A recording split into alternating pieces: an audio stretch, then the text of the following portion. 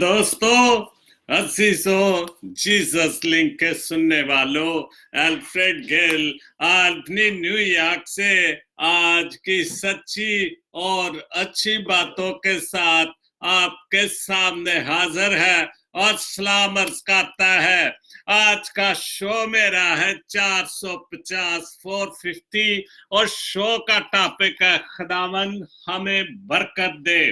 Show का topic है खुदावंद हमें बरकत दे और आज का खूबसूरत हवाला गिनती उसका 6 बाप उसकी 24, 25 और 26 आयत और उसमें यूं मरकूम है खुदावंद तुझे बरकत दे और तुझे महफूज रखे। और यही टॉपिक है। इस टॉपिक को मैंने यूं रखा है कि खुदावंद हमें बरकत दे, हम सबको बरकत दे। और यही हवाला है कि खुदावंद मुझे बरकत दे और तुझे महफूज रखे। खुदावंद अपना चेहरा मुझ पर जलवागर फरमाए और मुझ पर मेहरबान रहे। खुदावंद अपना चेहरा तेरी तरफ मतवज्जो करे और तुझे सलामती बख्शे। और ये मैं अगर इसको इस तरह से भी लूं कि खुदावंद हमें बरकत बख्शे और खुदावंद अपना चेहरा हम सब पर जलवागर फरमाए और हम पर मेहरबान रहे। खुदावंद अपना चेहरा तेरी तरफ हमारी तरफ मतवज्जो करे और तुझे सलामती बख्शे। खुदावंद के पाक कलाम के पढ़े और सुने जाने पर खुदावंद अपनी बड़ी बरकत बख्शे। अभी तो जो बाकायदा शो है वो मैं शुरू करता हूं और आज के शो में जो शायर हैं वो लिए हैं पंजाबी के। तो इरफान गिल साहब हैं, सर यूसुफ परवाज और नहाल नायत गिल हैं जिनके पंजाबी कलाम है और कुछ वैसे भी पंजाबी अशार भी हैं, लेकिन ज्यादा जो पोस्टें हैं वो तो उर्दू की ही होती हैं और वही उर्दू की पोस्टें ही चलेंगी जो अच्छी और सच्ची होती हैं, जो वाकई मेरे शो में मैं समझता हूँ कि बहुत अच्छी होती हैं और उनको लिया है। तो फिर एक बार खुदावंद हमें बरकत बख्शे।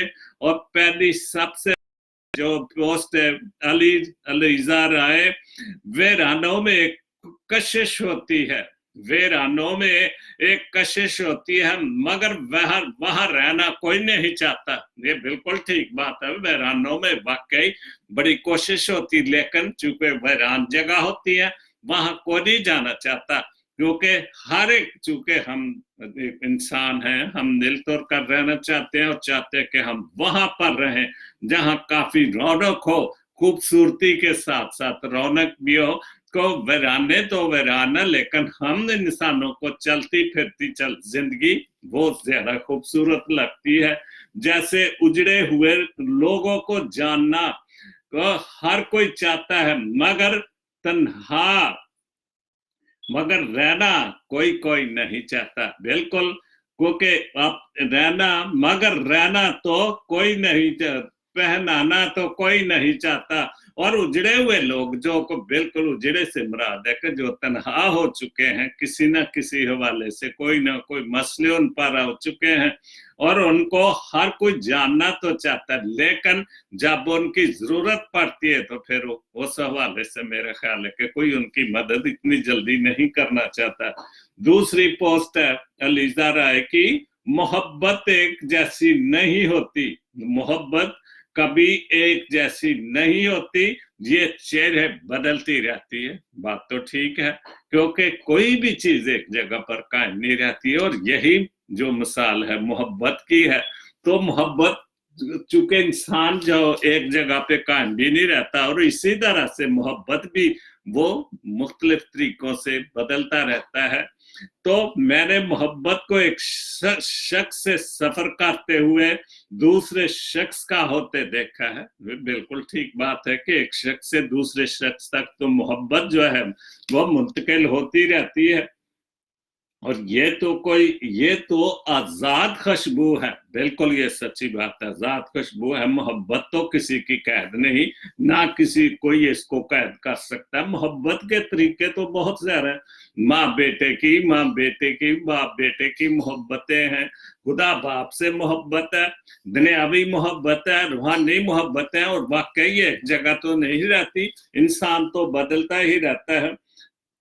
یہ تو آزاد خوشبو ہے، کھلی فضاؤں میں بکھری ہوئی ہے، بھلا محبت ایک وجود میں قید ہو بھی کیسے سکتی ہے؟ بالکل محبت ایک جگہ پہ یا کسی ایک وجود میں قید نہیں ہو سکتی۔ محبت تو کھلی ہے، آزاد ہے، جس کے ساتھ مرضی ہو، اچھے طریقے سے، سچے طریقے سے، تو محبت تو بالکل آزاد ہے۔ لیکن ہمیں یہ خوشبو کی طرح، اور اس خوشبو کو اگر ہم واقعی خوشبو کی طرح جانیں اور واقعی سچی اور اچھی محبت کریں اپنے دوستوں، عزیزوں سے، سب سے، جتنے بھی ملنے والوں، تو واقعی بہت خوشبو ہے، بہت خوشبودار ہے۔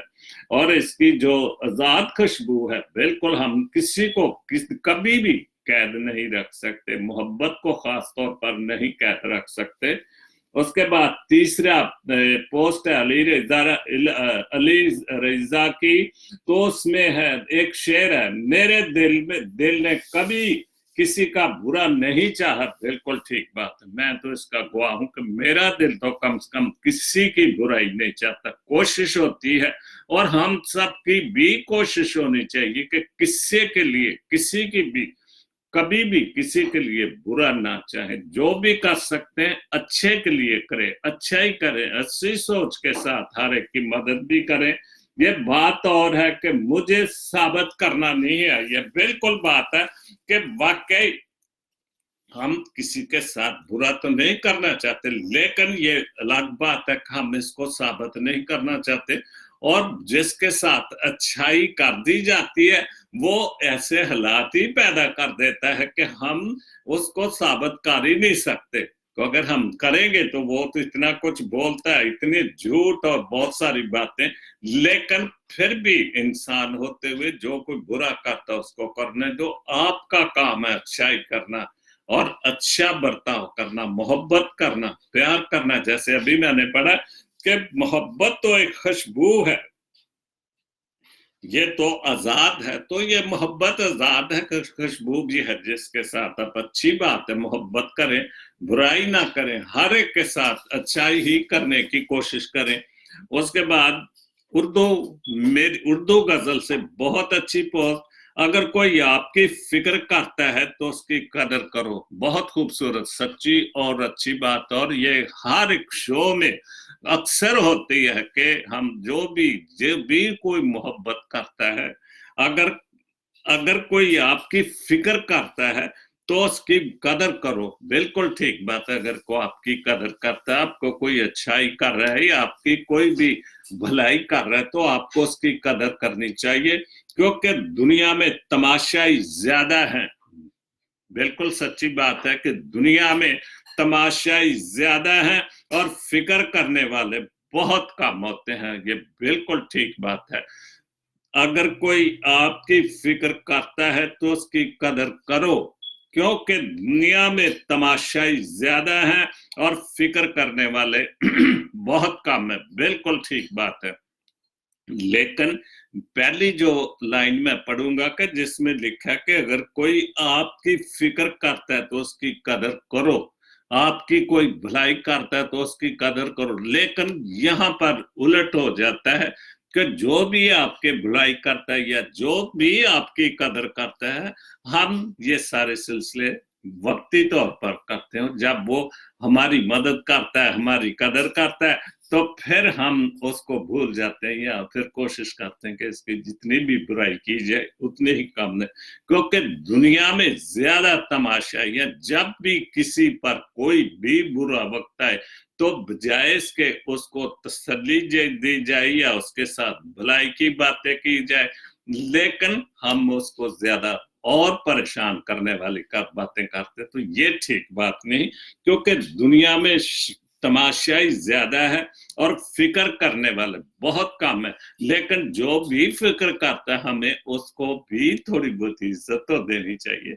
लेकिन हम जो हमारी फिक्र करता है हम उसको भूल भी जाते हैं, उल्टा उसको बुराइयां भी करते हैं, ये ठीक बात नहीं। उसके बाद इरफान गिल की पंजाबी गजल बहुत अच्छी, बहुत पंजाबी जरा मुश्किल है। खांदिया वेख के जरदे नहीं, ये भी बिल्कुल ठक्की सच्ची बात है कि जेड़ा कोई खाण पीण लगदा है जिहदे हालात अच्छे हो जाते ने असी उहनूं वाकई वेख के जरदे नहीं, बर्दाश्त नहीं करते, जलसी हो जाने। खांदिया वेख के जरदे नहीं, सब दा खा के मरदे नहीं। बिल्कुल असी किसे ते खुश नहीं हुंदे, लेकिन असी सब दा खा के भी फिर भी मरदे नहीं, क्योंकि हराम जेड़ा वो फलदा ज्यादा है, झूठ भी ज्यादा फलदा। लेकिन असी फिर भी जेड़ा को अच्छा खुदा किसी नूं बरकत दे देंदा है, क्योंकि खुदावंद हमें बरकत देता है। और यही मेरा टॉपिक है, खुदावंद हमें बरकत दे। वो तो हमें बरकत देता है, लेकिन हम उसकी बरकतों से फैजियाब नहीं होते, वक्ती तौर पर बरकत लेते हैं, उसके बाद भूल जाते हैं। और यही पंजाबी है कि खांदिया वेख के जाते ने, सब दा खा के मरदा नहीं। तो इसलिए जिन्हों भी खुदा ने बरकत दी है उन उस बरकत नूं मनना चाहिए कि वाकई खुदा ने नूं बरकत दी है, अच्छा खांदा पींदा है, शुक्र करना चाहिए। उसके बाद 6 फुट दा एक घड़ा, 6 फुट दा एक घड़ा सारी उम्र भरदा नहीं। जिन्ना मर्जी मुनाफकत दी, झूठ दी, हराम दी कमाई करते जाओ, ये जेड़ा घड़ा है ना, पेट एक घड़े दी मिसाल दी, पता नहीं उन्हें किस, लेकिन मैं इनू इसे नजरिए न लवांगा कि इस पेट दे विच जिन्ना मर्जी पाई जाओ, मतलब कि जेड़ा दिल है ना और या जिस तरह सी आने भी ढिड ते भर गया लेकिन एदियां अखां नहीं भरियां। और इहो ही गल है कि दौलत इन्नी कुछ होने के बावजूद भी ढिड नूं फिर भी खाली समझदा। लालच इन्ना कि ओनू चाहता कि होर कट्ठी कर लो, होर कट्ठी कर लो, जिस तरीके नाल भी दौलत कट्ठी हो सकती ओनू कर लो, क्योंकि ओनू हालांकि वो इस गल नूं नहीं समझदा कि एक दौलत ते वक्ती तौर ते ये दौलत ते नाल नहीं जानी, और जिहड़ी पिछे रह जानी वो जदों चला जाता तो फिर की कुछ हुंदा भी उहदे नाल, उहदी उस दौलत दे नाल जदों बखेड़े पैणे शुरू हो जाते ने, लड़ाइयां झगड़े शुरू हो जाते, तो फिर उस दौलत दे जिहड़ा चुके वो हराम दी कती हुई है, हेरा फेरी दी, मुनाफकत दी। इस करके उहदे फिर बहुत सारियां मसलां जिहड़े ने वो पैदा हो जांदियां ने। छप्पियां नाल ते कुछ ही नहीं बनता। छिपियां आंदे ने, जिन्हों छिपियां देंदे ने ना, छिपियां देंदे, छिपियां नाल ते कुछ ही ते उंगलां नाल ते सरदा नहीं, उंगलां नाल ते नहीं सरदा। जिन्ना मर्जी असीं एक दूसरे नूं, उस दे बाद मरना भुलिया बैठा है, मरना भुलिया बैठा है, रब दे खौफ तो डरदा नहीं। बिल्कुल वही जिहड़ी गल मैं पहलों कर रहा से कि मरना असीं भुले बैठे हैं, ये नहीं असीं जानते। हालांकि असीं बाइबल च पढ़ने बहुत सारे ऐसे लोगों के मूँह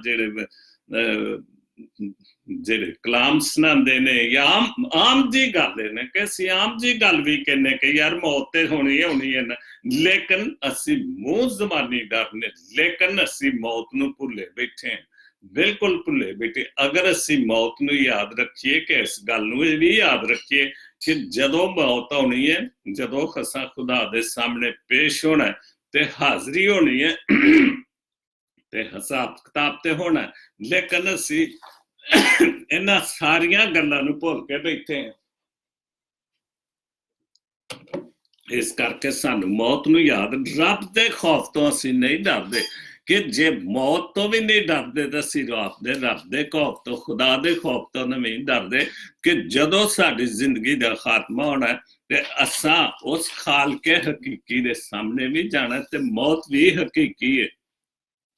किसे दा तू की होना है, किसे दा तू की होना है, तू ते अपने घर दा नहीं, तू ते अपने घर दा ही नहीं, तू किसे दा की होना है। और बिल्कुल सच्ची गल है ਕਿ ਵਾਕਈ ਅਸੀਂ ਕਿਸੇ ਦੇ ਵੀ ਨਹੀਂ ਹੁੰਦੇ ਤੇ ਅਸੀਂ ਵਾਕਈ ਆਪਣੇ ਘਰ ਦੇ ਵੀ ਨਹੀਂ ਹੁੰਦੇ। ਇਸ ਲਈ ਕਿ ਅਗਰ ਅਸੀਂ ਆਪਣੇ ਘਰ ਦੇ ਨਾਲ ਸੱਚੇ ਹੋਈਏ, ਆਪਣੇ ਹਰ ਇੱਕ ਰਿਸ਼ਤੇਦਾਰ, ਦੋਸਤਾਂ, ਯਾਰਾਂ ਨਾਲ ਸੱਚੇ ਹੋਈਏ ਤੇ ਫਿਰ ਅਸੀਂ ਕਿਸੇ ਦੇ ਵੀ ਬਣ ਸਕਦੇ। ਲੇਕਿਨ ਇਹ ਗੱਲ ਦੀ ਇਸ ਕੰਮ ਦੀ ਸਾਡੇ ਗੱਲ 'ਚ ਬਹੁਤ ਕਮੀ ਹੈ ਕਿ ਅਸੀਂ ਨਾ ਕਿਸੇ ਦੇ ਹੁੰਦੇ ਆ ਤੇ ਨਾ ਅਸੀਂ ਕਿਸੇ ਨੂੰ ਹੋਣ ਦਿੰਦੇ ਆ, ਨਾ ਖੇਡਾਂਗੇ ਨਾ ਖੇਡਣ ਦੇਵਾਂਗੇ। ਇਹ ਗੇਮ ਬਹੁਤ ਜ਼ਿਆਦਾ ਹੈ। ਪਤਾ ਵੀ ਹੈ ਕਿ ਮੈਂ ਝੂਠਾ ਵਾਂ, ਆਖਰੀ ਸ਼ਬਦ ਬਹੁਤ ਖੂਬਸੂਰਤ ਹੈ। ਪਤਾ ਵੀ ਹੈ ਕਿ ਮੈਂ ਝੂਠਾ, ਫਿਰ ਵੀ ਗੱਲ ਤੋਂ ਹਰਦਾ ਨਹੀਂਗਾ। ਫਿਰ ਵੀ ਮੈਨੂੰ ਪਤਾ ਕਿ ਮੈਂ ਝੂਠਾ ਵਾਂ, ਲੇਕਿਨ ਅਸੀਂ ਜਿੰਨੇ ਝੂਠੇ ਉਸ ਤੋਂ ਜ਼ਿਆਦਾ ਵੱਧ ਕੇ ਅਸੀਂ ਝੂਠ ਬੋਲਨੇ ਤਾਂ ਕਿ ਇਹ ਜਿਹੜਾ ਸਾਡਾ ਝੂਠ ਹੈ ਜਾਂ ਅਸੀਂ ਝੂਠੇ ਆ, ਇਹ ਸਾਬਤ ਕਰ ਲਈਏ ਕਿ ਅਸੀਂ ਇਸ ਝੂਠ ਨੂੰ ਨਹੀਂ ਮੰਨਦੇ। ਜੋ ਕੁਝ ਮਰਜ਼ੀ ਕਰ ਲੋ, ਲੇਕਿਨ ਅਸੀਂ ਇਸ ਦੁਨੀਆ ਤੇ ਰਹਿੰਦੇ ਹੋਏ ਤੇ ਅਸੀਂ ਝੂਠ ਨੂੰ ਨਹੀਂ ਮੰਨਦੇ। ਮੰਨ ਲਿਆ, ਲੇਕਿਨ ਜਿਹੜਾ ਖੁਦਾ ਸਾਨੂੰ ਬਰਕਤ ਦੇਣ ਵਾਲਾ, ਜਿਹੜਾ ਸਾਡੀ ਇੱਕ ਇੱਕ ਚੀਜ਼ ਨੂੰ ਵੇਖਣ ਵਾਲਾ, ਜਾਚਣ ਵਾਲਾ, ਇਸ ਕਰਕੇ ਸਾਨੂੰ ਉਹਦੇ ਸਾਹਮਣੇ ਜਦੋਂ ਜਾਵਾਂਗੇ ਤੇ ਫਿਰ ਅਸੀਂ ਇੰਝ ਹੀ ਝੂਠ ਬੋਲ ਸਕਾਂਗੇ।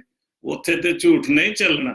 ਇਸ ਲਈ ਸਾਨੂੰ ਇਹ ਬਿਲਕੁਲ ਜਿਹੜਾ ਆਖਰੀ ਸ਼ੇਰ ਬਹੁਤ ਸੱਚਾ, ਪਤਾ ਵੀ ਹੈ ਕਿ ਮੈਂ ਝੂਠਾ ਵਾਂ, ਔਰ ਪਤਾ ਵੀ ਆਪ ਤੁਸੀਂ ਵੇਖ ਲਓ ਸਾਡੇ ਮੁਲਕ 'ਚ ਕੀ ਹੋ ਰਿਹਾ। ਟੀਵੀ ਤੇ ਆ ਕੇ ਉਹਨਾਂ ਨੂੰ ਪਤਾ ਝੂਠੇ ਆ ਅਸੀਂ, ਲੇਕਿਨ ਫਿਰ ਵੀ ਉਹ ਆਪਣੇ ਝੂਠ ਨੂੰ ਨਹੀਂ ਮੰਨਦੇ। ਉਹ ਦੂਸਰਿਆਂ ਨੂੰ, ਸੱਚਿਆਂ ਨੂੰ ਝੂਠ ਸਾਬਤ ਕਰਨਾ ਚਾਹੁੰਦੇ ਨੇ। ਫਿਰ ਵੀ ਗੱਲ ਤੋਂ ਉਹ ਹਰਦਾ ਨਹੀਂ, ਉਹ ਆਪਣੇ ਝੂਠ ਤੋਂ ਨਹੀਂ ਹਰਨਾ ਚਾਹੁੰਦਾ। ਉਸ ਝੂਠ ਨੂੰ ਉਹ ਸੱਚ ਸਾਬਤ ਕਰਨਾ ਚਾਹੁੰਦਾ। बहुत खूबसूरत इरफान गिर ने लिखा। उसके बाद राबिया ईमान की पोस्ट है, मन की मैल को खत्म करने के लिए सबसे पहले अपनी मैं को खत्म करना चाहिए। मैं खुद ही कि मैं मां, जो कुछ भी मैं मां, उस मैल को खत्म करना चाहिए। मन की मैल को, जो मन में हमारी गंदगी है, जो झूठ है, जो हसद है, उसको हम खत्म करें। और उसको खत्म करने के लिए सबसे पहले अपनी मैं को खत्म करने के लिए आजिज बनना जरूरी है, हलीम बनना जरूरी है कि हम आजिज़ी इख्तियार करें।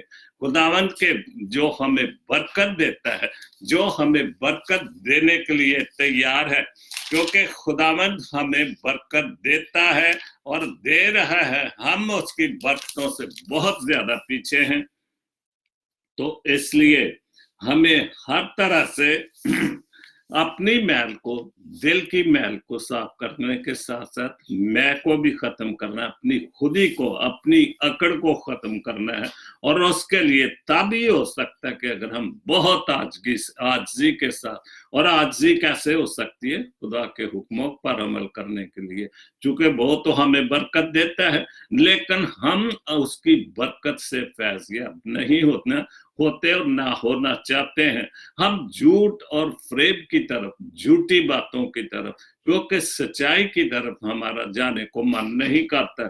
और आजिज़ बनने के लिए ये जरूरी है, बहुत अच्छी पोस्ट है, और आजिज़ बनने के लिए ये जरूरी है कि तुम अपनी हस्ती तक भूल जाओ, फिर जाके बात बनेगी कि वाकई तुम खुदा की बरकत को मानते हो और वाकई तुम आजिज़ हो, तुम आजिज़ी से अच्छी और सच्ची बातों को कबूल करते हो, खुदावंद की बातों को कबूल करते, चूंकि खुदावंद मोहब्बत है। और अगर हम अपने आप में भी मोहब्बत पैदा करें तो फिर ये बहुत सारी जो मैं की बात, जो खुदी की बात, जो अकड़ की बात और जो दिल में मैल रखते हैं, वो सारी खत्म हो सकती है। कि तुम क्या हो, बस इतना याद रखो कि तुम क्या हो, बस इतना याद रखो कि तुम खाक हो, खाक पर हो, खाक हो, खाक पर हो, और तुम्हें खाक में ही जाना है। हम, जैसे मैंने पहले अभी पंजाबी की गजल पढ़ी सी कि तेरा पता भी है कि मैं झूठा वां, पता भी है कि मैं झूठा वां, फिर भी गल तो मैं हरदा नहीं। तो जिद सानू अब जब हमें पता है कि हम झूठे हैं, लेकिन हम खुदा के सामने तो झूठ नहीं बोल सकेंगे, लेकिन हम अगर ये जो आखिरी पोस्ट में लिखा है कि तुम खाक हो और खाक पर हो, हम खाक पर हैं, खाक पर बैठे दिन रात, और तुम्हें खाक में ही जाना है। आखिरी दिन जब भी होगा तो चूंकि खाक है और खाक में जाना है, इंसान तू खाक है और खाक में फिर जाना ही जाना है। और हम इस दिन बातों को, इस दुनियादारी में इतने खो चुके हैं कि हम खुदा की बरकत को, खुदा के फजलों को, जो कि बहुत बहुत ज्यादा बहुत हमें देता है, लेकिन हम उनसे फैज़याब नहीं होना चाहते। हम दुनियावी झूठी बातों से, झूठी दौलत इकट्ठे करने के चक्कर में लग रहे हुए हैं। एरिक गिल साहब, यूएस से, छोटी सी पोस्ट लेकिन बहुत अच्छी। खामोशी बहुत कुछ कह देती है, कान लगा कर नहीं, दिल लगा कर सुने। बिल्कुल ठीक बात है कि कई बार कई चीजें हम ऐसे कहते हैं कि किसी के पास जाते हैं तो पूछते, उसकी रजा का पूछते भी, तेरी क्या रजा है या तेरी क्या मर्जी है, तो वो कई तो ज्यादा खामोश होते, और इससे हम अंदाजा लगा लेते कि ये इसकी खामोशी से कुछ लगता है कि ये जो भी इसके साथ हम करना पूछ रहे हैं तो वो एग्री है, मान रहे, लेकिन उस खामोशी को कान लगा कर सुने कि वाकई वो ठीक बात है, वो वाकई हमारी इस बात को मानना चाहता है, ये उसकी मर्जी ठीक है, तो कान लगा कर सुनना चाहिए। ये नहीं कि हम उस खामोशी बहुत कुछ कहती, कान लगा कर नहीं, दिल से महसूस करें, दिल को सुने कि वाकई ये हम जो इससे चाहते हैं, वाकई वो इस खामोशी का मतलब यही है कि आप दिल लगा के सुनते कि वो ठीक है। उसके बाद सर यूसुफ प्रवास के बहुत खूबसूरत पंजाबी इन्हों दी भी, ठंडियां छावां रुखा नाल, ठंडियां छावां रुखा नाल, रुख दरख्त ते ठंडियां छावां, वे ठंडियां छावां ते असां पहलों असां उस वेखियां ने, लेकिन हुण ते ठंडियां छावां ते घरां दे अंदर ही ने, लेकिन दरख्तां दे थल्ले ते ठंडियां छावां नहीं लभदियां। ईवन जेड़े पंजाब च भी ने, उन्हां नूं भी या किसी भी जगह च, जिस तरह पाकिस्तान, इंडिया, एशिया च, उत्थे ही सिर्फ ठंडियां छावां लभदियां ने, दूसरे मुल्कां च जाके सानू ठंडियां, लेकिन वो वाकई जेड़ियां ठंडियां छावां ने, ठंडियां छावां तो रुख तो मतलब है कि बड़े भी हो सकते, बुजुर्ग भी हो सकते, मां बाप दियां जेड़ियां ठंडियां छावां सन वो खत्म हो चुकियां ने, चूंकि दौर इन्ना फास्ट हो चुका है, इन्ना रोशनी फैल गई, और अपने पेट नू पालन लिया, अपने बच्चों के मुस्तकबिल लिया, अपने आने वाले वक्त लिया, आने वाली नस्लों के मुस्तकबिल ली, असी खूब तो खूब तर लई असी अगले पासे चले, कोशिश करने कि असी दूसरी जगह ते जिथे सानू को अच्छी जिंदगी मुयसर होवे, जिथे साडे बच्चों का मुस्तकबिल खूबसूरत होवे, दुख भुल जाते ने सुखा दे नाल, ते जदों सानू सुख महसूस हुंदे ने, साडे हालात अच्छे हो जांदे, फिर असी भाडे साडे ते किन्ने भी दुख हुंदे ने, किन्नियां भी मुश्किलां हुंदियां ने, फिर असी वो मुश्किलां भुल जाने जदों सानू अच्छियां छावां लभ जांदियां ने, खूबसूरत जगह लभ जांदियां ने। ते इस करके असी जदों साडे हालात अच्छे ने, ते फिर असी जो भी मुश्किलां वेखियां हुंदियां असी सब कुछ भुल जाने, और असी फिर सानू याद करना चाहिए कि खुदा दी बरकत है, खुदा ने सानू बरकत दी कि वो हमें हर वक्त बरकत देने के लिए तैयार है। रजवें नशे दे च पापू मरिया, बापू पाप मरिया, बाप प्यो मरिया, रजवें नशे च पापू मरिया, भाल बाल बच्चे बाल भुखे भुखे भुखा नाल, ते जेड़े बाल पिछे ने, बाल बच्चे ने, वो भुखे ने, भुखा दे नाल तड़प रहे ने, मुश्किल हालात ने। और बिल्कुल जेड़ी पंजाबी दी गल उन्होंने सर यूसुफ ने कही है, वो इस हवाले नाल ही कही है कि रजवे नशे दे नाल, इन्ना कई ना लोग नशे कर जाते ने कि उन्होंने सिर्फ अपने नशे नाल गरज हुंदी है, अपने आप नाल, अपनी जात नाल गरज हुंदी है, और इत्थों तक करके वो घर बुआ भी बेच देंदे ने, जुआरी भी, नशई भी, बेगैरत बहुत ज्यादा हो जाते ने। ते लेकिन वो ते चले बापू जेड़ा मर गया नशे नाल, लेकिन जेड़े बच्चे ने पिछे भुख नाल पलकदे ने कि साडे कोल कुछ भी नहीं, हो नशे दे नाल सब कुछ खा पी के चला गया, बच्चे भुखे ने पिछों। सच दे सुचल गए पछवाड़े, पछवाड़े पिछे बूहे दे पिछले पासे, ये घर दे पिछले पासे। सच दे सुचल गए पछवाड़े, लोकी रहे हर मुखां दे नाल ਜਿਹੜੀ ਸੱਚਾਂ ਸਨ, ਸੱਚੀਆਂ ਗੱਲਾਂ ਸਨ, ਉਹ ਤੋਂ ਪਛਵਾੜੇ ਚਲੇ ਗਈਆਂ, ਪਿਛਾਂ ਚਲੇ ਗਈਆਂ, ਪਿੱਛੇ ਹਟ ਗਏ ਨੇ, ਕਿਉਂਕਿ ਸੱਚੀਆਂ ਗੱਲਾਂ ਜਿਹੜੀਆਂ ਤੇ ਪਿੱਛੇ ਕੋਈ ਵੀ ਨਹੀਂ ਜਾਂਦਾ, ਝੂਠ ਦੇ ਪਿੱਛੇ। ਤੇ ਇਸ ਕਰਕੇ ਜਿਹੜੀ ਸੱਚੀਆਂ ਗੱਲਾਂ ਉਹ ਪਛਵਾੜੇ ਪਿੱਛੇ ਚਲੇ ਗਏ, ਘਰ ਦੇ ਪਿੱਛੇ ਚਲੀਆਂ ਗਏ, ਜਾਂ ਪਿਛਲਾ ਦਰਵਾਜ਼ਾ ਹੁੰਦਾ, ਉਹ ਸੱਚੀਆਂ ਗੱਲਾਂ ਉਸ ਪਛਵਾੜੇ ਚੋਂ ਨਿਕਲ ਗਈਆਂ ਤੇ ਹੁਣ ਸਿਰਫ ਝੂਠ ਹੀ ਝੂਠ ਜਿਹੜਾ ਰਹਿ ਗਿਆ। ਵਾਰ ਵਾਹ ਮਤੱਕਾ ਲਾਈ ਰੱਖਦੀ, ਮਤੱਕਾ ਝਗੜਾ, ਕੋਈ ਨਾ ਕੋਈ ਮਤੱਕੇ ਦਾ ਮਤਲਬ ਮੱਥਾ, ਕਿਸੇ ਨਾ ਕਿਸੇ ਹਵਾਲੇ ਨਾ ਘਰਾਂ ਚ ਹੁੰਦਾ ਨਾ, ਜਾ ਪਰ ਤੂੰ ਤਾਂ ਮੇਰੇ ਮੱਥੇ ਹੀ ਨਾ ਲੱਗਿਆ ਕਰ, ਐਵੇਂ ਹੀ ਮੇਰੇ ਮੂੰਹ ਮੱਥੇ ਲੱਗਦਾ ਰਹਿਣਾ, ਕਿਉਂਕਿ ਝਗੜਾ ਕਿਸੇ ਨਾ ਕਿਸੇ ਵੱਲ ਕੋਈ ਬਹਾਨਾ ਬਣਾ ਕੇ ਵਾਹ ਮਤੱਕਾ ਲਾਈ ਰੱਖਦੀ। ਬਾਗ ਬਗੀਚੇ ਰੁੱਖਾਂ ਨਾਲ, ਬਿਲਕੁਲ ਜਿਹੜੇ ਬਾਗ ਬਗੀਚੇ ਹੁੰਦੇ ਜੀ, ਉੱਥੇ ਬਾਗ ਦੇ ਵਿੱਚ ਉਸ ਬਗੀਚੇ ਚ ਖੂਬਸੂਰਤ ਪੌਦੇ ਹੀ ਨਹੀਂ, ਰੁੱਖ ਹੀ ਕੋ ਨਹੀਂ, ਤੇ ਫਿਰ ਉਹ ਬਗੀਚਾ ਤੇ ਨਹੀਂ ਹੋ ਸਕਦਾ। ਇਸ ਲਈ ਅਗਰ ਇਸ ਤਰ੍ਹਾਂ ਵੀ ਮੈਂ ਲੈ ਲਵਾਂ ਕਿ ਜਿਹੜੇ ਘਰ ਉਜੜ ਚੁੱਕੇ ਨੇ ਉੱਥੇ ਕੋਈ ਬਾਲ ਬੱਚੇ ਨੇ ਜਿਨ੍ਹਾਂ ਦੇ ਨਾਲ ਰੌਣਕ ਹੀ ਕੋ ਨਹੀਂ ਗਈ, ਤੇ ਫਿਰ ਉਸ ਬਗੀਚੇ ਦੇ ਕਾਫੀ, ਅਗਰ ਉਹਨਾਂ ਦੇ ਮਾਲੀ ਮਾਰ ਚੁੱਕੇ ਨੇ ਤੇ ਫਿਰ ਬਗੀਚੇ ਵੀ ਉਜੜ ਚੁੱਕੇ ਨੇ ਤੇ ਘਰ ਵੀ ਉਜੜ ਚੁੱਕੇ ਨੇ। ਬਹੁਤ ਖੂਬਸੂਰਤ ਲਿਖਿਆ, ਠੰਡੀਆਂ ਠੰਡੀ ਛਾਏ ਰੁੱਖਾਂ ਨਾਲ ਦੁੱਖ ਭੁੱਲ ਜਾਂਦੇ ਸੁੱਖਾਂ ਨਾਲ।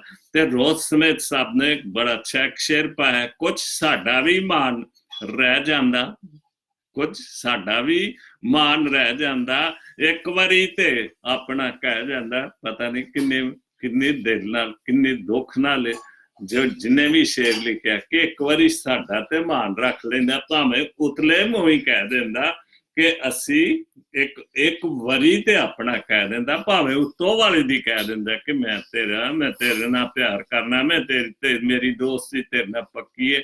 ਤੇ ਕਈ ਦਫਾ ਹੁੰਦਾ ਕਿ ਅਸੀਂ ਉੱਤੋਂ ਵਾਲੀ ਦੀ ਕਈ ਵਾਰ ਤਸੱਲੀ ਵਾਸਤੇ ਵੀ ਕਿਸੇ ਨੂੰ ਗੱਲ ਕਰ ਦਈਏ ਤੋ ਇੰਨੇ ਚ ਬਹੁਤ ਖੁਸ਼ ਹੋ ਜਾਂਦਾ, ਕੁਛ ਸਾਡਾ ਮਾਣ ਵੀ ਰੱਖ ਲੈਂਦਾ। ਔਰ ਸਾਨੂੰ ਕਿਸੇ ਦਾ ਮਾਣ ਰੱਖਣ ਲਈ, ਕਿਸੇ ਦੀ ਇੱਜ਼ਤ ਰੱਖਣ ਲਈ ਜਾਂ ਕਿਸੇ ਦਾ ਦਿਲ ਵਧਾਉਣ ਵਾਸਤੇ ਕੁਛ ਨਾ ਕੁਛ ਤੇ ਕਰਨਾ ਪੈਂਦਾ, ਤਾਂ ਕਿ ਉਹਦਾ ਵੀ ਮਾਣ ਰਹਿ ਜੇ, ਉਹ ਵੀ ਖੁਸ਼ ਹੋ ਜਾਵੇ ਕਿ ਚਲੋ ਇੱਕ ਵਾਰੀ ਤੇ ਸਾਨੂੰ ਹਾਂ ਕੀਤੀ ਸੂ। ਰਾਜਾ ਜਬਾਰ, ਕੋਈ ਪਾਕ ਖੁਦਾ ਦੀ ਚਾਹ ਵਰਗਾ, ਤੂੰ ਪਾਕ ਖੁਦਾ ਦੀ ਚਾਹ ਵਰਗਾ।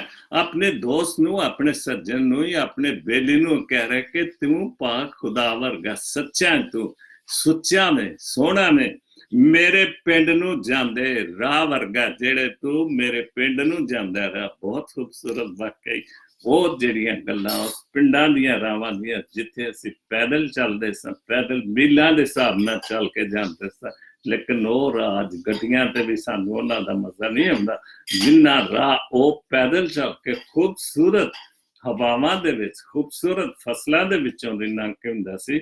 ਔਰ ਵਾਕਈ ਰਾਜਾ ਸਾਹਿਬ ਮੇਰੇ ਪਿੰਡ ਨੂੰ ਜਾਂਦਾ ਰਾਹ ਵਰਗਾ, ਤੈਨੂੰ ਭੁੱਲੀਏ ਵੀ ਤੇ ਕੁਝ ਨਹੀਂ ਸੱਜਣਾ, ਤੈਨੂੰ ਭੁੱਲੀਏ ਵੀ ਤੇ ਕਿੰਜ ਸੱਜਣਾ, ਵੀ ਜੇ ਤੈਨੂੰ ਭੁੱਲਣ ਦੀ ਕੋਸ਼ਿਸ਼ ਕਰੀਏ ਤੇ ਨਹੀਂ, ਕਿੰਜ ਭੁੱਲ ਸਕਦੇ ਹੀ ਨਹੀਂ ਤੈਨੂੰ ਸੱਜਣਾ। ਤੂੰ ਆਉਂਦੇ ਜਾਂਦਾ ਸਾਹ ਵਰਗਾ, ਕਿ ਜਿਹੜਾ ਮੇਰਾ ਸਾਹ ਆਉਂਦਾ ਜਾਂਦਾ ਵੇ ਉਹ ਤੂੰ ਉਹਦੇ ਵਰਗਾ, ਤੈਨੂੰ ਇੰਨਾ ਮੈਂ ਪਿਆਰ ਕਰਨਾ ਵਾ ਕਿ ਤੂੰ ਵਾਕਈ ਮੇਰੇ ਸਾਹ में, ਮੇਰੇ ਜਿਹੜੀ ਸ਼ਾਹ ਆ ਗਏ ਤੂੰ ਉਹਦੇ ਵਾਂਗੂ ਹੈ। ਬਹੁਤ ਖੂਬਸੂਰਤ ਲਿਖਿਆ। ਉਸਕੇ ਬਾਅਦ ਰੂਬੀ ਸੰਰੋਬੀ, ਨੌਜਵਾਨ ਸ਼ਾਇਰ ਹੈਦਰਾਬਾਦ, ਕੱਲ ਉਹਨਾਂ ਦਾ ਕਲਾਮ ਪੜ੍ਹਿਆ ਅਸੀਂ। ਸਾਨੂੰ ਵੀ ਤੇ ਨਵੀਆਂ ਸੋਚਾਂ ਹੋਣਗੀਆਂ, ਨਵੇਂ ਸਾਲ ਦੇ ਹਵਾਲੇ ਨਾਲ ਸਾਨੂੰ ਵੀ ਤੇ ਨਵੀਆਂ ਸੋਚਾਂ ਹੋ ਗਈਆਂ, ਸੋਚਾਂ ਜੇ ਨਾਲ ਹੋਈਆਂ ਮੌਜਾਂ ਹੋਣਗੀਆਂ। ਜੇ ਸੋਚਾਂ ਹੀ ਨਹੀਂ ਹੋਣਗੀਆਂ ਤਾਂ ਫਿਰ ਮੌਜਾਂ ਹੀ ਹੋਣਗੀਆਂ ਨੇ, ਹੋਰ ਕੀ ਹੋਣਾ। ਅਗਰ ਅਸੀਂ ਨਵੇਂ ਸਵਾਲ 'ਚ ਤੇ ਬੜੀਆਂ ਸੋਚਾਂ ਰੱਖਨੇ, ਬਹੁਤ ਕੁਛ ਰੱਖਨੇ, ਲੇਕਿਨ ਅਗਰ ਅੱਛੀਆਂ ਤੇ ਸੱਚੀਆਂ ਤੇ ਸੁੱਚੀਆਂ ਸੋਚਾਂ ਰੱਖੀਏ ਕਿ ਜਿਹਦੇ ਨਾਲ ਇਹ ਵੀ ਸੋਚੀਏ ਕਿ ਖੁਦਾ ਸਾਨੂੰ ਨਵੇਂ ਸਾਲ 'ਚ ਜਿਸ ਤਰ੍ਹਾਂ ਸਾਨੂੰ ਅੱਗੇ ਅੱਜ ਤੱਕ ਬਰਕਤਾਂ ਦਿੰਦਾ ਰਿਹਾ ਤੇ ਸਾਨੂੰ ਨਵੇਂ ਸਾਲ 'ਚ ਵੀ ਬਰਕਤਾਂ ਦੇਵੇ। ਤੇ ਫਿਰ ਤੇ ਬਹੁਤ ਅੱਛੀ ਗੱਲ ਹੈ। ਤੇ ਜੇ ਸਾਡੀ ਕੋਈ ਵੀ ਸੋਚ ਨਹੀਂ, ਉਹੀ ਪੁਰਾਣੀਆਂ ਗੱਲਾਂ, ਪੁਰਾਣੇ ਰੱਸੇ ਪੈੜੇ ਜੋ ਕੁਝ, ਤੇ ਫਿਰ ਮੌਜਾਂ ਹੀ ਮੌਜਾਂ ਹੋਣੀਆਂ। ਫਿਰ ਅਸੀਂ ਖੁਦਾ ਦੇ ਨਜ਼ਦੀਕ ਤੇ ਨਹੀਂ, ਤੇ ਅਸੀਂ इंसानियत ਤੋਂ भी दूर है। बहुत अच्छा लिखा है। उसके बाद लफ्ज जिंदा रहते हैं जब अमीर मजीद अमीर हो रहा हो। और बिल्कुल ये ठीक बात है कि वो समझता है कि जो अमीर हो रहे वो क्यों हो रहे, कैसे हो रहा है, वो तो आप समझते हैं, लेकिन वो ये समझता है कि मैं खुदा की बरकतें शायद मेरे साथ ज्यादा हैं और गरीबों के साथ नहीं, क्योंकि वो गरीबों का तो खा खा के अमीर हो रहा है। जब अमीर मजीद अमीर हो रहा हो और गरीब गरीब तर हो रहा हो। और ये बिल्कुल हमारे जो इलाके में तो यही है कि किसी भी तरह हर कोई कोशिश कर रहा है कि जितनी भी दौलत इकट्ठी कर लो वो कर लो, कि पता नहीं मुल्क पाकिस्तान का क्या बनना है। भी इतनी दौलत इकट्ठी करके भी अगर मुल्क ही न रहेगी तो तुम्हारी दौलत किस काम आएगी? तुम्हारी ये तो सोच गलत है। और यही हमारे मुल्क में हो के हर कोई छोटे से लेकर कुछ भी करके वो दौलत इकट्ठी करना चाहता है। और तो समझ लो कि माजी ने सारी काजी ने, समझ लो कि काजी ने कहीं इंसाफ के गले छुरी चला दी है। और बिल्कुल हमारे मुल्क में तो इंसाफ के गले पर छुरी चल रही है, क्योंकि इंसाफ तो गरीबों के लिए है ही नहीं। इंसाफ अगर है तो अमीरों के लिए है, सिर्फ उनका कानून है, अदालतें हैं, जो कुछ भी है वो अमीरों के लिए है। क्योंकि वहां पर जो भी काजी है, जो भी प्रेसिडेंट है, जो भी वजीर आजम है, जो भी कानून है, उसकी तो कुछ सुनता ही नहीं। वो तो वहां पर तो वही राज है, जिसकी लाठी उसकी भैंस वाली बात है। तो हर कोई चाह रहा है कि मैं अमीर से अमीर होता जाऊं और गरीब भले रोटी मिले ना मिले। आज सुबह मैं खबरों में सुन रहा था, अजीब बात है कि हम शोर डालते हैं, गरीब मुल्क है और किसी अमीर ज़ादे की शादी शाही किले में हुई, और शाही किले में वो एक जो सरकारी चीजें हैं वो वहां पर भी इतनी दौलत है उसके पास कि उसने वहां पर शाही किले में जाके शादी की। तो उसका मतलब क्या साबित करना चाहता है कि मैं मुगलिया खानदान से, मैं भी बादशाह हूं, मैं भी शहनशाह हूं, देख लो भले वो किला उजड़ा हुआ है, मैंने वहां पर जा। मतलब ये हाल है दौलत का कि हम एक तरफ तो शोर करते हैं, लेकिन लाखों रुपए खर्च कर दिए, अगर उसमें किसी गरीब को 2-4-10 बंदों को जिनके पास घर तक नहीं, कोठड़ी तक नहीं, अगर उनको कोठड़ी तक भी ले देता, लेकिन वो नहीं, वो अपनी जो समझता कि मैं जो कुछ मर्जी कर सकूं, लेकिन जो गरीब की बरकतें हैं, पैसा भी छीन रहे हैं और खुदा की बरकत तो कौन नहीं छीन सकता, क्योंकि उसकी जो मेरे साथ बरकत है, जो आपके साथ बरकत है, वो तो कोई भी नहीं ले सकता, वो तो हमें मिलनी ही मिलनी है। लेकिन जो हम अमीर आदमी है वो कोशिश यही कर रहे हैं, और यही जो हमारे मुल्क में हो रहा है। आरफ डैनियल चौधरी के हवाले से, इटली से, उन्होंने लिखा ट्रू लव, सच्चा प्यार।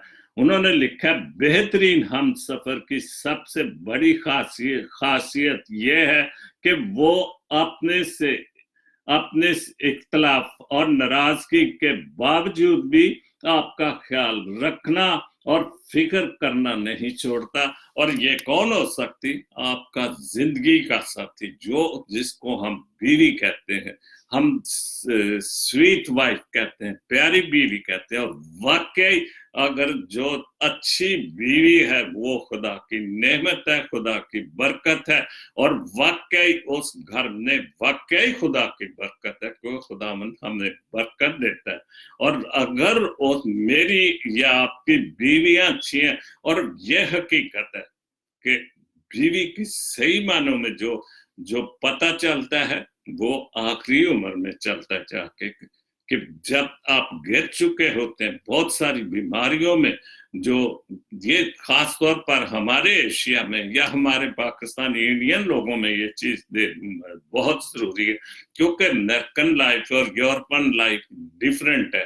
کیونکہ وہاں ابھی میں ایک جو اولڈ ہوم تھا وہاں سے ہو کے آ رہا ہوں، کیونکہ بہت خوبصورت جگہ جو بڑے سینئر لوگوں کے لیے بنی ہوئی، کیونکہ وہ اکیلے ہوتے ہیں، لیکن پھر بھی جن کی بیویاں ہیں میں نے دیکھا بہت خیال رکھتے ہیں، ڈاکٹروں کے پاس ان کے ساتھ جاتی، وہ چل بھی نہیں سکتی اور ساتھ جاتے ہیں.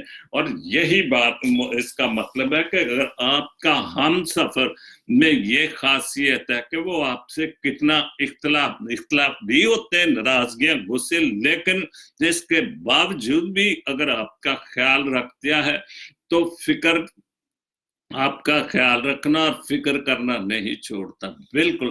اور یہ خدا کی برکت ہے، یہ خدا کی برکت ہمارے ساتھ. اور ہم اکثر کہتے ہیں ایک دوسرے کو بھی بھائی آپ کی بیوی تو بہت اچھی ہے، خوبصورتی تو الگ بات ہے، لیکن میں سمجھتا خوبصورتی سب سے یہ ہے کہ اگر وہ آپ کا یا میرا یا آپ سب کا خیال رکھتی ہے آپ کے بڑھاپے میں. اور وہ ساتھی ضرور ہوں، میں اکثر ایک بات کہتا ہوں کہ اگر ساتھی بچھڑ جائے، بیوی بھی بچھڑ جائے یا اس کا ہسبینڈ بڑھاپے میں بچھڑے تو دوسرے ساتھی کا جینا بہت مشکل ہو جاتا ہے، اور وہ جلدی بھی اس کے بعد اس کے پیچھے چلا جاتا ہے، کوئی پھر تنہا ہو جاتا ہے، کیونکہ بچے تو اپنے اپنے کاموں پر دور دور نکل چکے ہوتے ہیں، پھر تنہائی جو وہ اس کو نہیں برداشت ہوتی. اس کے بعد دوسری پوسٹ ہے عارف ڈینیل صاحب کی، پورے انسانی جسم میں صرف ایک دل ہے. یہ بھی پوسٹ بہت سچی اور اچھی. پورے انسانی جسم میں صرف ایک دل ہے جو انسان کی پیدائش سے لے کر موت کے وقت تک بنا آرام کیے، بنا آرام. اور بالکل یہ ٹھیک بات ہے کہ دل کو ہم جسمانی طور پر آرام کر رہے تھے، لیکن دل جو ہے وہ اپنا کام جاری رکھتا ہے. اور یہی پوسٹ کا مطلب کہ پیدائش سے لے کر موت کے وقت تک بنا آرام کیے کام کرتا ہے، اور اسے ہمیشہ خوش رکھنا چاہیے. یہ آپ کا ہو یا آپ کے اپنوں کا. Happy new year. یہ نئے سال پر، جو نیو ایئر پر انہوں نے نئے سال پر 2020 پر انہوں نے یہ پوسٹ لکھی تھی اور مجھے اچھا لگی.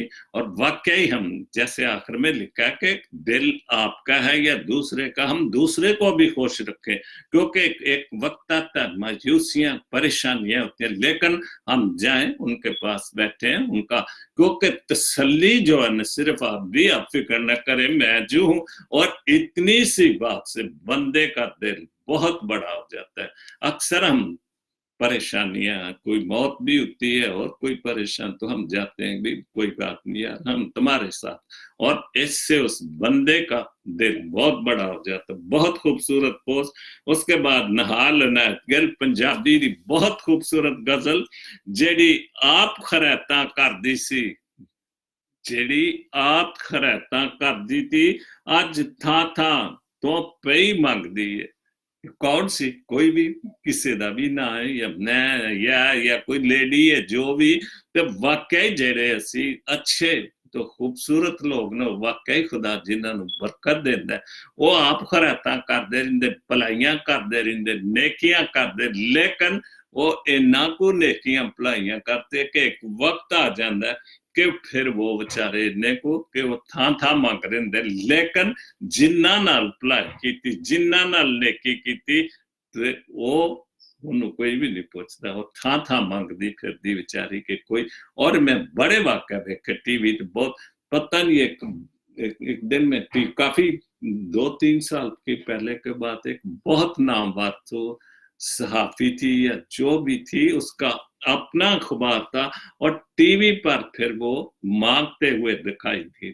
دیکھو یہ اتنی بڑی تھی، آج یہ خیرات مانگ رہی ہے، اور یہ بالکل ٹھیک بات ہے. اور اس کا باقاعدہ انٹرویو بھی دیا گیا ٹی وی پر कि ये वाकया ये बात वही है कि जेड़ी आप खरैतां करदी सी अज थां थां तो पई मंगदी है वेले दे नाल भुखे रस्ते तो वेले दे नाल भुखे रस्ते तो जिंद ठोकरां खा खा लंघदी है वेले दे नाल भुखे जेड़े भुखे रस्ते जिन्हां नूं भुख दे वाले ने ते अज जिंद ठोकरां खा के लंघदी है कि किन्नियां दुखां मुसीबतां नाल भी वो ठोकरां खा रही है ते कोई उन्हें पुछण वाला होए दुनियादारी है कि असी सिर्फ अपना असी आने कि खुदा ने सानू बरकत दी लेकिन अगर सानू खुदा बरकत दे रहा है ते असी इस बरकत तो दूसरे दा भी हिस्सा कढीए किसी नू जरूरत है जरूरतमंद है ते जरूर जिन्हें जिंदगी च बहुत कुछ अच्छियां भलाइयां कीतियां ने सानू उन्हां नू भी याद रखना चाहिए और इसी सानू गल याद रखनी चाहिए है बिल्कुल एक पीड़ नाल मुहब्बत दी पीड़ जेड़ी दर्द एक पीड़ नाल मुहब्बत दी जेड़ी नित सूली ते टंगदी है एक पीड़ मुहब्बत दी एक जेड़ा प्यार दी मुहब्बत है कि जेड़े जिन्ना नाल असीं प्यार करने आ और नित सानू सूली ते जेड़ी है टंगदी है ये नहीं इन्नी परेशानी है कि उस मुहब्बत नाल उस प्यार नाल किसी भी हवाले नाल प्यार औलाद नाल प्यार रिश्तेदारां नाल भैन भरावां नाल प्यार दोस्तां नाल प्यार या उंज तुसीं किसी नाल प्यार करदे लेकिन वो पीड़ वो प्यार इंज लगदा एक वक्त आउंदा कि असीं उस पीड़ नूं बर्दाश्त नहीं करदे तो सूली दा हवाला कि वो दर्द वो पीड़ वो जेड़ा दुख है वो मैनूं सूली ते टंगदा वे दूजी बहुत अच्छी गल है दूजी नागन यार शरीकां दी दूजी नागन नागन ते समझदे हो सपने दूजी नागन याद शरीकां दी मेरे लूलू नू पई डंग दिए मेरे लूलू फिर एक बारी पढ़ांगा अगर नहीं समझ आई दूजी नागन सपनी दूजी नागन सपनी शरीकां दी और शरीके बरादरी दसी और इस शरीके बरादरी दे वजह नाल ही असीं बहुत सारियां कबाहतां साडे च पैदा होंदियां मेरे लू नू पई डंगदी है कि मेरे जिस्म दे एक एक हिस्से नू पई डंगदी है बहुत ज्यादा क्योंकि शरीका बरादरी असीं बहुत सारे असीं आने यारे शरीका ही जेड़ा ना ਇਹ ਸਾਨੂੰ ਮੈਨੂੰ ਇੱਕ ਗੱਲ ਯਾਦ ਹੈ ਮੈਂ ਕਈ ਦਫਾ ਇੱਕ ਗੱਲ ਯਾਦ ਮੇਰਾ ਦੋਸਤ ਸੀ ਪਿੰਡ ਚ ਸਾਸੀ ਤੇ ਨਾਰਾਜ਼ ਹੋ ਗਿਆ ਕਿਸੇ ਗੱਲ ਤੋਂ ਵੀ ਤੇ ਮੈਂ ਸਵੇਰ ਗਏ ਅਸੀਂ ਖਾਂਦੇ ਪੀਂਦੇ ਸੌਂਦੇ ਵੀ ਇਕੱਠੇ ਸਾਂ ਉਹ ਕੱਲਾ ਸੀ ਲੇਕਿਨ ਮੈਂ ਸਭ ਕੁਝ ਮੇਰਾ ਘਰ ਬਾਰ ਸਭ ਕੁਝ ਸੀ ਲੇਕਿਨ ਉਹ ਜ਼ਿੰਮੇਦਾਰ ਸੀ ਪੂਰਾ ਲੇਕਿਨ ਇਤਫਾਕ ਨਾ ਮਾਂ ਬਚਪਨ ਚ ਮਰ ਗਈ ਦੋਵਾਂ ਪਿਓ ਪੁੱਤਰ ਸਾਂ ਤੇ ਮੈਂ ਉਹਦੇ ਕੋਲ ਗਿਆ ਨਾਰਾਜ਼ ਬੜਾ ਨਾ ਮੰਨੇ ना उठे ना मन्ने ते मैं उन्होंने गलती ना कह दिता मैं यार तू मेरा भरा ने उठ के बह गया कहंदा गल सुन मैं मैनू भरा ना आखी क्योंकि भरा जेड़े ने वो शरीक बन जाते ने तू मेरा यार है तू मेरा दोस्त है दोस्ती रही और एक गल मैं बहुत जगह ते एक गल कोट करना कि शरीके दे हवाले नाल उन्हें कहा और कुछ है सन उन्होंने मसले आपस च कुछ खानदानी तो उन्हें कहा कि शरीक दोस्त शरीक नहीं हुंदे भरा जेड़े ने शरीक हो जाते ने और यही गल उन्हें जेड़ी नहालन ऐत ने कही है दूजी नागन यार शरीकां दी जेड़ी शरीकां ने वो नागन वांगू सप वांगू सपनी वांगू मैनू डंगदे ने ते मेरे लू नू जेड़े जे लू जेड़ा मैनू परेशान करदा आखिर च एक शेर है वो बिल्कुल ये नाल नहीं मिलता है नहीं नाल हालातां लड़ सकते नहीं नाल हालातां लड़ सकते नहीं चाचे ताए मामे लख होवन बहुत खूबसूरत गल है और वाकई शरीकां वाली गल आखिर च उन्हें एक शेर एदा नहीं उंज ही एक शेर सी ओदा ना नाल हालातां लड़ सकते चाचे ताए मामे लख होवन क्या बात बिल्कुल सच्ची गल है चाचे मामे मामे लख होवन नहीं प्यो दी तां खड़ सकदा और बिल्कुल सच्ची गल है बिल्कुल जिथे औलाद दा दुख है ਕੋਈ ਵੀ ਕਿਸੇ ਦੇ ਨਾਲ ਨਹੀਂ ਖਲੋਂਦਾ, ਉੱਥੇ ਸਿਰਫ ਪਿਓ ਖਲੋਂਦਾ, ਭਰਾ ਵੀ ਛੱਡ ਜਾਂਦੇ, ਲੇਕਿਨ ਪਿਓ ਇੰਨਾ ਉਹਨੂੰ ਆਪਣੀ ਔਲਾਦ ਨਾਲ, ਆਪਣੇ ਖੂਨ ਨਾਲ ਮੁਹੱਬਤ ਹੁੰਦੀ ਕਿ ਉਹ ਕਦੀ ਵੀ ਨਹੀਂ ਛੱਡਦਾ। ਕੁਛ ਵੀ ਹੋਵੇ, ਮਾਮੇ ਚਾਚੇ ਸਾਰੇ ਸ਼ਰੀਕ ਨੇ, ਸਭ ਸ਼ਰੀਕ ਬਣ ਜਾਂਦੇ, ਔਖੇ ਵੇਲੇ ਤੇ ਆ ਕੇ ਉਹ ਭੁੱਲ ਜਾਂਦੇ ਨੇ। ਇਸ ਲਈ ਅਗਰ ਕੋਈ ਸਾਨੂੰ ਸਾਡੇ ਤੇ ਔਖਾ, ਲੇਕਿਨ ਪਿਓ ਦੀ ਥਾਂ ਤੇ ਕੋਈ ਨਹੀਂ ਖਲੋ ਸਕਦਾ, ਕੋਈ ਨਹੀਂ ਖੜ ਸਕਦਾ, ਪਿਓ ਪਿਓ ਹੀ ਹੁੰਦਾ। ਇਸ ਲਈ ਸਾਨੂੰ ਕਦੀ ਵੀ ਨੌਜਵਾਨ ਨਸਲ ਨੂੰ ਯਾਦ ਰੱਖਣਾ ਚਾਹੀਦਾ ਕਿ ਕਦੋਂ ਵੀ ਔਖਾ ਪਾਰਾ ਵੇਲਾ ਹੋਏਗਾ ਤੇ ਪਿਓ ਜ਼ਰੂਰ ਨਸ ਕੇ ਆਵੇਗਾ। ਕੋਈ ਭਾਵੇਂ ਪੁੱਤਰ ਅੱਜ ਮੇਰੀ ਇੰਨੀ ਉਮਰ ਹੋ ਚੁੱਕੀ ਤੇ ਪੁੱਤਰ ਅਗਰ 50 ਸਾਲ ਦਾ ਵੀ ਹੈ, ਉਹ ਬੱਚਿਆਂ ਦੇ ਬੱਚੇ ਵੀ ਉਹਦੇ ਤੇ ਮਾਂ ਪਿਓ ਵਾਸਤੇ ਉਹ ਬੱਚਾ ਹੀ ਹੁੰਦਾ, ਉਹਦੇ ਵਾਸਤੇ ਉਹ ਬੱਚਾ ਹੀ ਹੁੰਦਾ। ਇਸ ਲਈ ਪਿਓ ਜਿਹੜਾ ਉਹਨੂੰ ਜਿੰਨਾ ਦੁੱਖ ਆਪਣੀ ਔਲਾਦ ਦਾ ਹੋ ਸਕਦਾ, ਉਹ ਕਿਸੇ ਨੂੰ, ਚਾਚੇ ਮਾਮੇ ਬਾਬੇ ਨੂੰ ਕਿਸੇ ने नहीं हो सकता। तो आज का जो शो मेरा टॉपिक था कि खुदावंद हमें बरकत दे, तो खुदावंद तो हमें बरकत देता है, तो हम खुद उन बरकतों को जो है वो जितला देते हैं। और यही मैंने आज का हवाला जो पढ़ा था, जो गिनती और उसका 6 बाब, उसकी 24, 25 और 26 है। खुदावंद अपना चेहरा सारी, खुदावंद तुझे बरकत दे और तुझे महफूज रखे, हम सबको बरकत दे। और यही मैंने शो का टॉपिक रखा है कि खुदावंद हमें बरकत दे और खुदावंद मुझे बरकत दे और मुझे महफूज रखे। खुदावंद अपना चेहरा तुझ पर जलवा घर करे, हम सब पर जलवा घर करे, तुझ पर मेहरबान रहे। खुदावंद अपना चेहरा तेरी तरफ, हमारी तरफ अपना चेहरा तेरी तरफ मतवज्जो करे और तुझे सलामती बख्शे, आमीन। तो खुदा तो हमें अपना चेहरा हमारी तरफ करता है, हमें सलामती भी बख्शता है, हमें बरकतों से, फजलों से नवाजता है। लेकिन हम कुछ भी है, हम कमजोर इंसान हैं, हम शैतान के नरगों में, झूठी बातों में फंस जाते हैं किसी ना किसी तरह से। लेकिन फिर भी अगर हम उसके पास जाएं, उसके पास जो कुछ भी हमारे पास गलतियां गुनाहों को लेके जाएं, जो कुछ भी हम गिर चुके हैं, लेकिन उसकी बरकत, उसका फजल फिर भी वो हमें दे देता है। चूंकि वो तो ऊँगता नहीं, सोता नहीं, वो तो हर खुदाम यीशु मसीह को, या खुदा के पास कौन सा ऐसा गुनाह है जो वो माफ नहीं कर सकता। वो हर गुनाह, हर गलती माफ कर सकता है। तो इसलिए हमने उसके फजलों, बरकतों, फजलों से फैज़याब होना चाहिए। खुदावंद आप सबके साथ हो और आप सबको बहुत बरकत दे। मुल्क पाकिस्तान के लिए खुदा बाप जी वहां पर मनो सलामती हो। जैसे आज फिर एक वाकया हो गया, और एक बात मैं सोच रहा था, जब वाकया हो जाता है तो वजीर आला साहब कोयटा ने कहा कि सिक्योरिटी सख्त कर दो।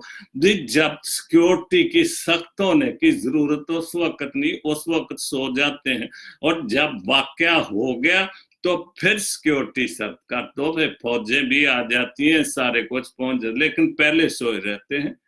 फिर सारे वो जी बहुत बुरा हुआ है, जो भी जैसे सियासी बयान हम कैफरे करदाक तक पहुंचाएंगे, हम ऐसे करेंगे, हमने जी दहशत गर्द खत्म कर दिए। तो ये नए साल शुरू होते ही, आज क्या दूसरा वीक भी नहीं हुआ, आज 10 तारीख है और 2 वाकया हो गए। और वाकया भी कहाँ पर हुआ? मस्जिद में, जो नमाजी पढ़ रहे थे, मां मस्जिद भी गया। मुझे इससे कोई गर्ज नहीं है, आपको इससे कोई, लेकिन मैं हवाले करता हूँ इंसानियत के हवाले से कि इंसान खुदा की मखलूक है, वो किसी भी मजहब से तल्लुक, क्योंकि खुदावंद तो सबके साथ है, खुदावंद तो सबको बरकतें देता है, क्योंकि वो उसकी मखलूक है और उसने उस खाक के पुतले में अपनी सांस डाली है, अपनी रूह डाली है। इसलिए इंसानियत का कत्ल जहां पर भी होगा, दुख सबको होगा, चाहे वो किसी भी मजहब से, किसी भी कबीले से, किसी जगह से भी ताल्लुक रखता है। तो खुदा सबको बड़ी बरकत दे और अपनी बरकतों और फजलों से नवाजे, आमीन। God bless Pakistan, God bless Jesus link TV, आमीन।